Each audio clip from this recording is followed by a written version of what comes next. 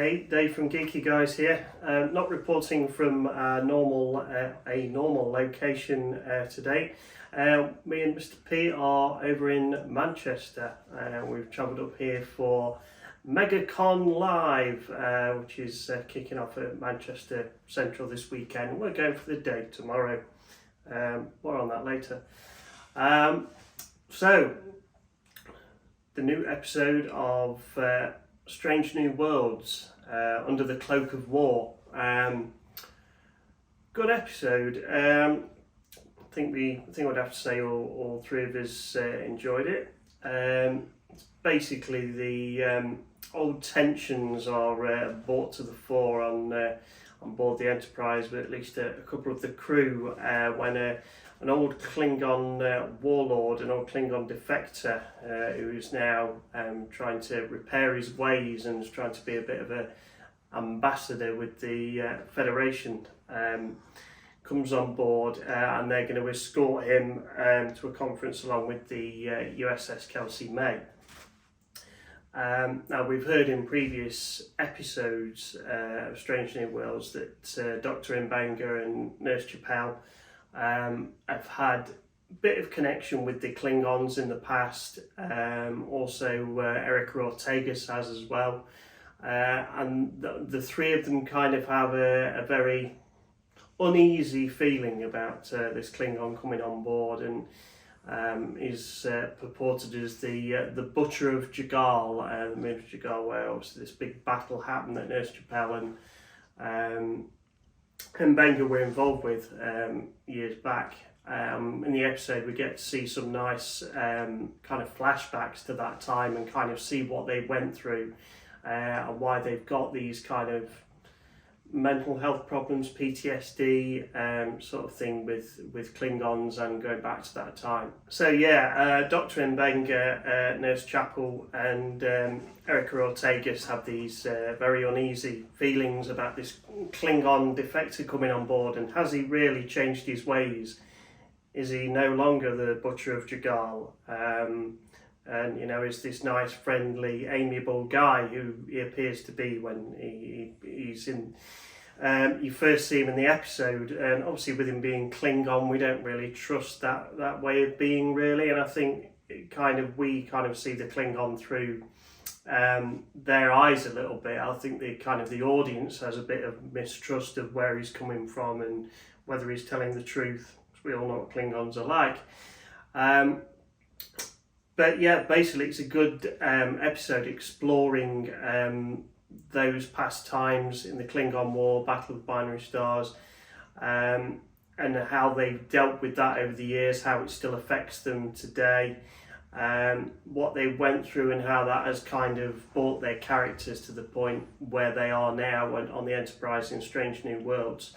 So it's a very interesting episode looking at those characters. Obviously the other characters have got parts to play as well, and Spock very humorously tries to make a Klingon drink, which is partially successful. It ends up being too hot, and that's what starts the connection again of Dr. M'Benga and as Klingon defector, the Butcher of Jagal, has to go to Dr. M'Benga to have his burnt hand repaired with the old dermalogical device. So yeah, very good episode. I don't want to say too much more. I think, sorry, I'm interrupting you. Yes, Mr. Peace here as well. Hello. I think, if anything, it's more an episode again about forgiveness. So you said he's the butcher. Yeah, that's how he's portrayed. Should he be forgiven? That's a topic that runs through it as well. Not necessarily, are we over what happened, but should he be allowed to be doing this when he should be really, being punished for his crimes, rather than being allowed to swan about and do all this ambassador type stuff. Yeah, exactly what Mr. B said. Forgiveness and second chances. Those are two big themes throughout the episode, which is really cool. And again, I mean, me and Mr. P said when we was watching it, it kind of is giving you a deeper understanding of certain members of the bridge crew. We've already had that with Spock, we've already had that with Uhura, We've had that at the beginning with Anson Mount. We've had quite a bit with him, with his backstory and why he is where he is. So it's quite nice that we're getting to see all these characters in a deep way and get to know them quite well, which I think Star Trek in recent times hasn't done quite as well as we'd like, but they're doing it very well in Strange New Worlds. They'd hinted at the backstory between the Doctor and Nurse Chapel in a previous episode when they were stuck on the other ship trying to get off. Yeah. But it was nice to see them back in the trenches in a war setting, and it was nice to see Star Trek actually having sort of blood and injury on screen, because previously you had a little bit of fake blood, and it was even the triage centres in war zones, you never saw that amount of gore, where it would be.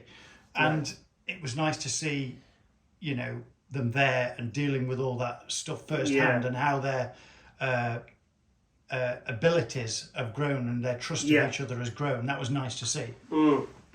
Kind of relationships formed on the fields of war, wasn't it? Which was very interesting. That's, you know, why you see why those people are deeply connected even now, because of what they went through there. A little bit of trivia quick as well. Clint Howard, who plays Buck Martinez in the episode, who plays like the army captain or something like that, that's kind of telling them all what's going on and where they're needed where. And he's been in Star Trek before, apparently. It's the 5th time that he starred in Star Trek.